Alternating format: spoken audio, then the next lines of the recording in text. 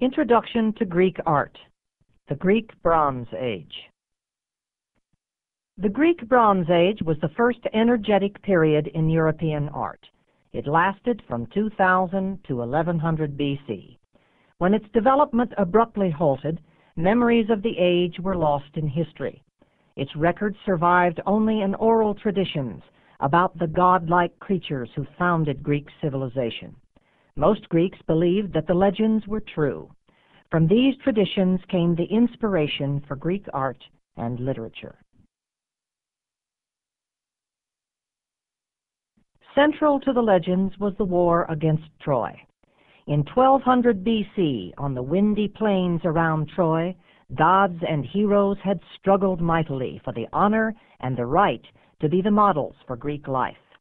Their willful and talented descendants scattered across the Aegean basin to establish the towns and citadels of Greece.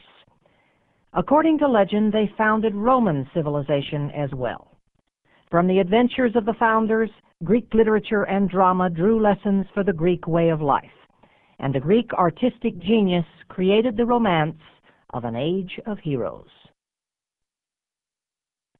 The modern world does not understand the force of Greek mythology. The Greeks lived among the artifacts of the heroes, and most Greeks reverently accepted how the poets retold the ancient oral traditions. Consider how Thucydides describes Agamemnon's city.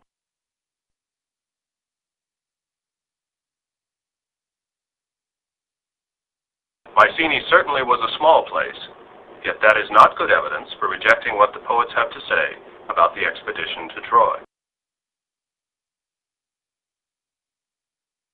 The poets were the instruments of the gods. Herodotus said that Homer and Hesiod had given order to Greek religion. The invocations to their works credited divine forces for their inspirations. The artists of Greece gave these many forces man-like form.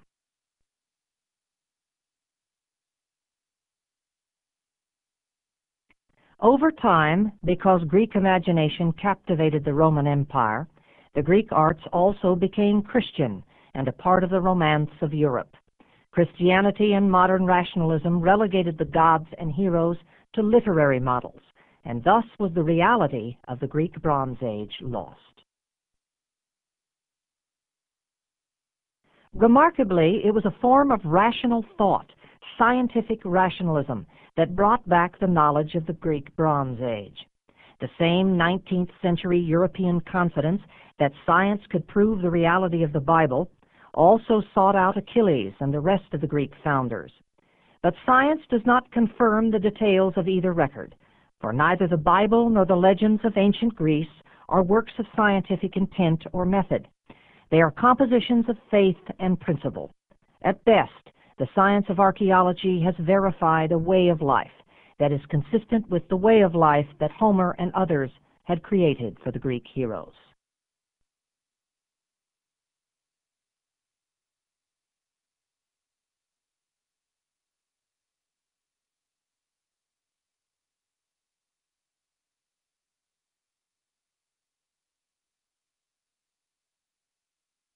Modern popular imagination awoke to the Greek Bronze Age because of Heinrich Schliemann.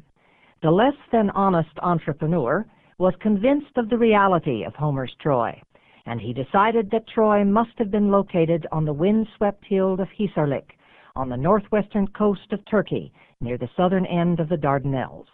He spent 3 frustrating seasons exploring the site. Then, on May 31st, 1873, he wrote,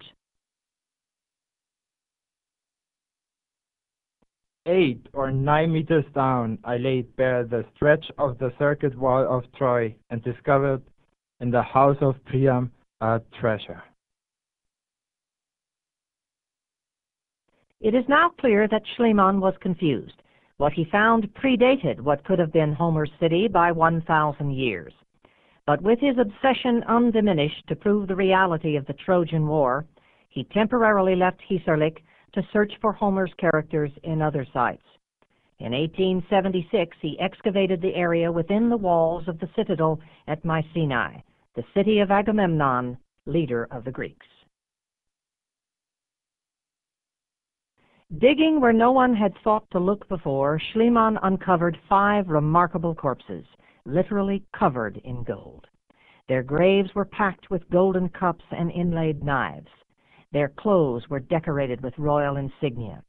Schliemann gloriously cabled the king of Greece, exulting, "I have looked upon the face of Agamemnon." But what Schliemann had found this time was 400 years older than the Trojan War. In spite of his glorious claims, Schliemann had found little that he could prove was Homeric, and at the time of his death in 1890, he was not at all certain that he had discovered any part of the Homeric legend. Schliemann never fully understood the importance of the pottery scattered throughout ancient sites.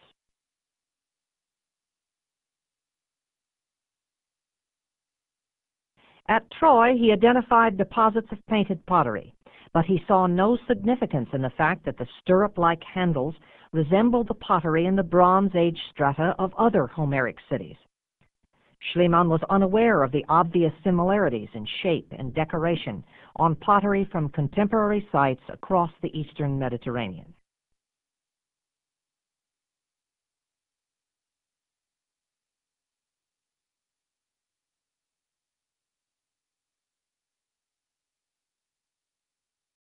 Nevertheless, Schliemann's confidence inspired others, like Arthur Evans, who excavated Knossos. The great Minos was the legendary king of Knossos, and Homer says that one of his descendants had contributed ships and men to the Greek expedition against Troy.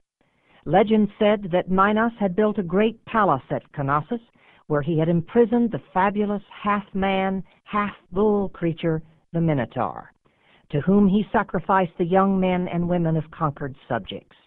But like the rest of the heroic tales of Homeric and pre-Homeric Greece, this tale had inspired no historical documentation.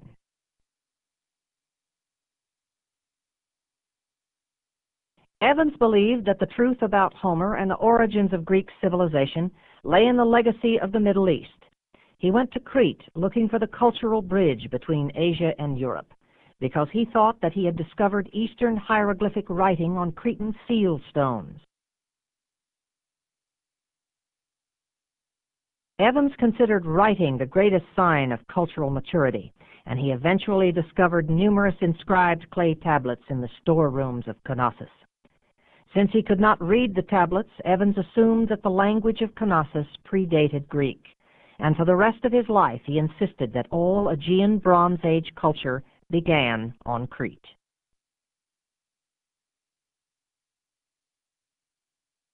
Even though Knossos had been excavated before, in March 1900, Evans discovered parts of the walls of a great palace. Rich, bright frescoes still decorated the walls. An undamaged gypsum throne also stood where it was left when the palace burned. The people who had occupied this palace at its height predated the Homeric culture that Schliemann had sought in Troy and Mycenae. Evans called them Minoans, a wealthy and prosperous elite who had marked their greatest achievement during the Old Palace period from 2000 to 1500 BC.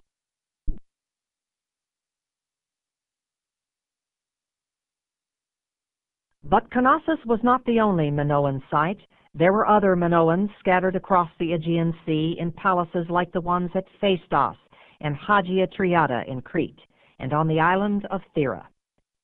Like the palace at Knossos, these building complexes were rambling structures, built as needs dictated without any apparent central plan, with blocks of living quarters, workshops, storehouses, religious shrines, and administrative space grouped around a large central courtyard. Life in these palaces was prosperous. The brightly painted alabaster sarcophagus from Hagia Triada shows a procession of worshippers carrying different offerings, either to the altar of the double axes on the left or the stiff male image on the right. The mood of the figures is happy, as they present a variety of goods and animals to fulfill their ritual duty. And they are rather cosmopolitan in their appearance. The convention of depicting men with dark skin and women with white skin resembles Egyptian painting styles. Minoan life centered on the sea.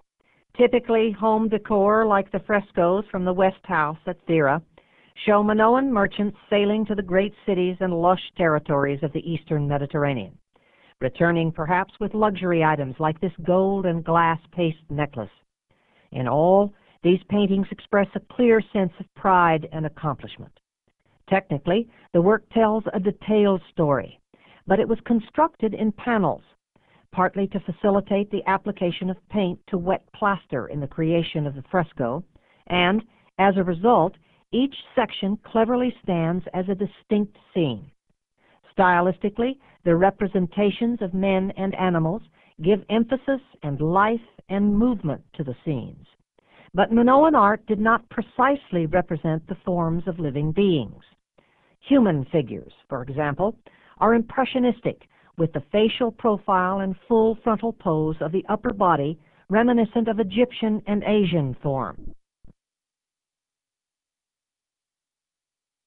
But unlike Egyptian styles, which became fixed and rigid, Minoan artists sought out beauty in form and color, and they were willing to experiment to express their appreciation of nature and their own sense of the vitality of life. There is, for instance, a great fondness for movement and torsion in figures.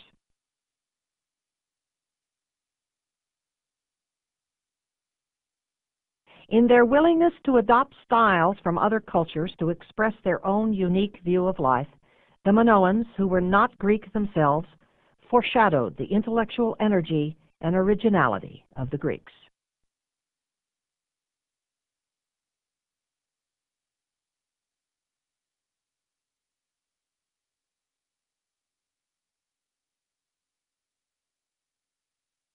In the Old Palace period, when the potter's wheel reached the Aegean from Asia, the Minoans developed an elegant style known as eggshell ware for its thin yet very durable structure. It was a highly successful commercial ware because of its subtle shapes and beautiful decorations. Animal motifs, particularly sea life, dominate this pottery. Unlike the bracketed or geometric designs of contemporary potters, Minoan potters tended to decorate the two opposite areas between where the handles would be on the shoulders of the pot. As the style developed, the picture was integrated into the decoration of the total pot by the combination of spirals, whorls, and wavy contours typical of a spreading vine, or as in the case of this vase, the trailing tentacles of an octopus. Distinctive female figurines demonstrate the importance of the creative force of nature in Minoan religion. Most female images wear the characteristic flounced skirts, topped with a tight bodice that exposes heavy, bare breasts. But the arms, raised in a heraldic pose, holding wriggling snakes in each hand, designate the cult objects of a mother goddess. On the other hand, the frequent images of bulls, the apparent display of live animals, and the games celebrating the power of the animals seem to represent the complementary male force in nature.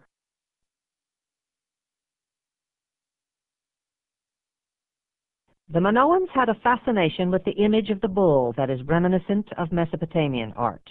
These mythopoetic forms are the visual representations of life experiences, designed to implement and demonstrate the powers of existence. They express the idealism and naivete of the Minoans.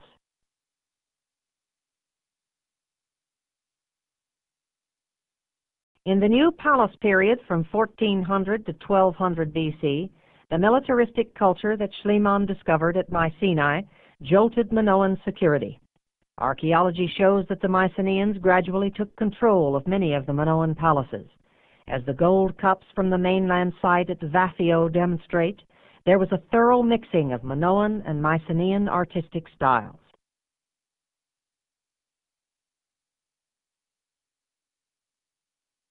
The cup, depicting the capture of a bull, is characteristically Minoan, but both cups were found at the height of the Mycenaean influence in the southern Peloponnesus.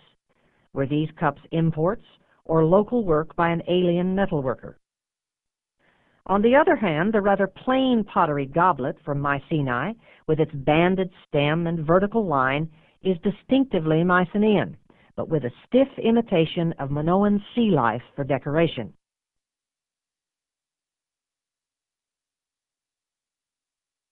As Mycenaean control of the Minoan world grew, the Mycenaean sense of realism became more apparent. The warrior vase is sober, with its line of armored men starting off to war, a lone woman waving them on their way.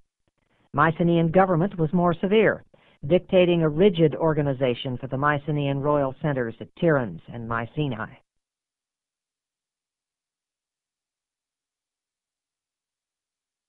For example, the palace of Tiryns was planned around a central formal hall, the Megaron, with its large open hearth and a group of royal apartments, artist quarters, workshops, and storerooms.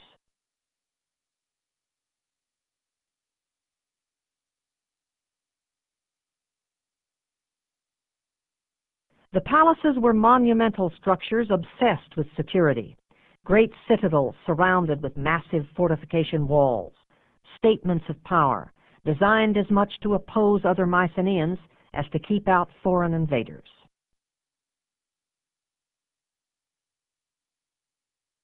At Mycenae, the great headless lions that adorn the monumental gate are the royal coat of arms warning potential enemies. Such profound concern for safety reveals an underlying uncertainty within Mycenaean life that was not manifested by the Minoans. In this way, the Mycenaeans outwardly resembled that corps of men who attacked Troy.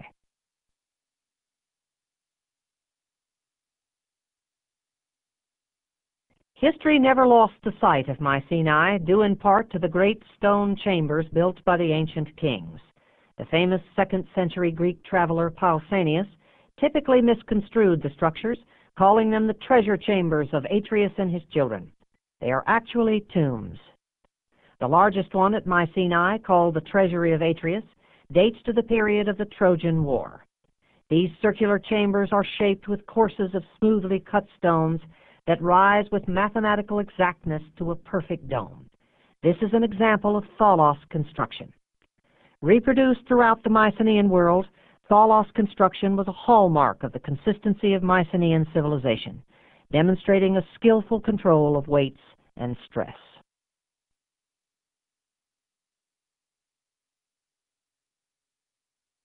The inlaid dagger blades that Schliemann found at Mycenae, alongside the death masks, are typical of the artifacts that might have been placed in the Tholos tombs. The rich gold and silver inlay of these ceremonial weapons depicts the ideal of excitement and honor that a warrior of Agamemnon's kind would find in a lion hunt. The scene resembles the heroic image common in Near Eastern art. It combines Minoan-like sensibility to torsion and movement in the bodies of the hunted lions, with the outlines of the human forms found in Minoan painting. Note the tower shields that fit the description of shields in Homer. Moreover, the figures are fashioned in gold and silver, which came to Aegean Bronze Age civilization through the Mycenaeans.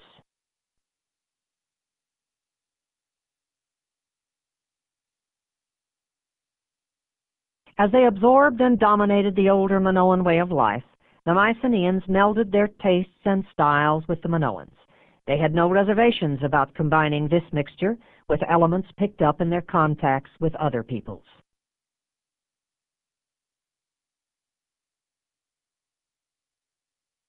The most important remains of Minoan and Mycenaean society were the archives of written material. Essentially ledger entries, Mycenaean writing is quite revealing about the state of the Mycenaean world just before its destruction. The last written evidence of the palace at Pylos, the home of wise Nestor, dates to about 1200 BC and insinuates that there was an impending danger from the sea. Pylos was destroyed shortly afterwards and never reoccupied again. It was a rather ominous and prophetic event, typical of the fate of most Mycenaean centers and the long, dark age of poverty and decline that followed.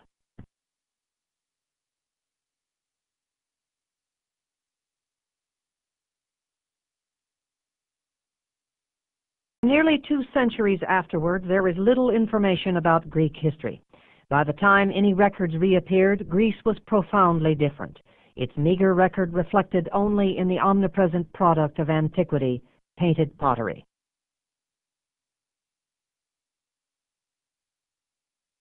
A simple style of ceramic decoration took shape around 1050 BC. The style reflects the poverty of the period. Beginning in Athens, proto-geometric pottery replaced the common crude styles that had supplanted Mycenaean ware, bringing a resurgence of Bronze Age shapes, which were finely crafted and decorated with a fine black glaze.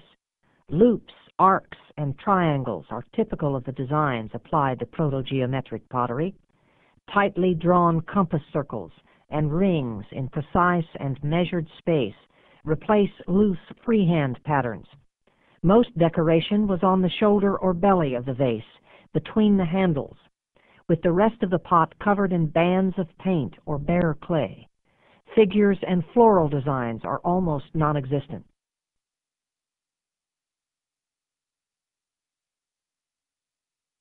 For over a century, changes in proto-geometric style were minuscule, in a rather lackluster atmosphere seeming to be without a dynamic economy. Proto-geometric ware was a simpler product, as opposed to the more commercial styles of the Bronze Age. This peasant lifestyle changed about 900 BC. There was no grand social upheaval, simply a gradual increase in the size and density of settlement patterns indicative of greater prosperity. Pottery reflects these subtle changes with rather unadventurous experimentation in vase shapes and the filling of bands and zones with the circles and zigzags and triangles that had adorned proto-geometric pieces. This was a fully developed geometric style.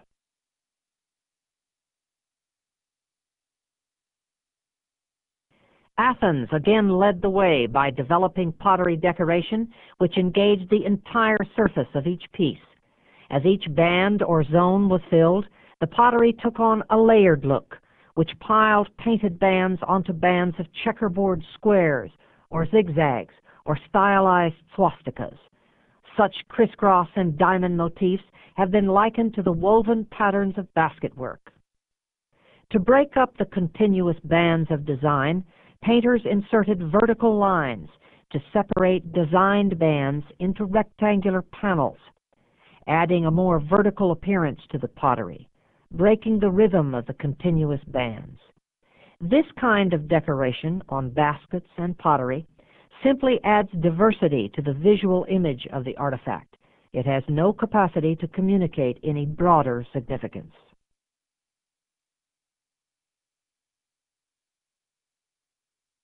The magnificent Dipylon amphora from the Kerameikos Cemetery at Athens, which utilizes human figures in a funeral motif, is a classic example of geometric style.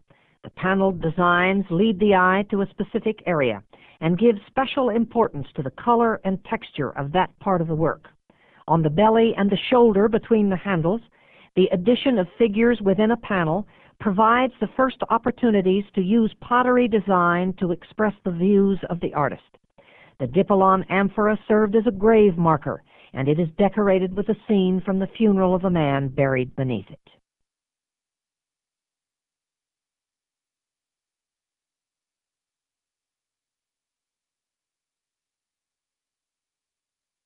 As it was, the Dark Age of Greek culture marked a significant point in the history of Greek art.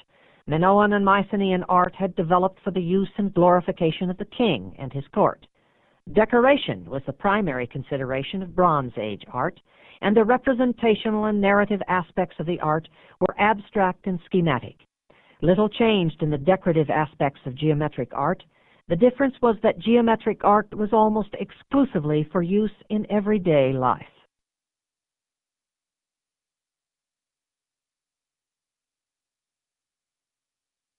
Before Schliemann and Evans, modern knowledge of Greek art began in the Dark Age, between 1100 and 750 BC, and the era of Homer's characters existed only in mythology and imagination. There was no recognition of the Greek Bronze Age and no identifiable remnants of its existence. The Greeks had visualized the age as heroic.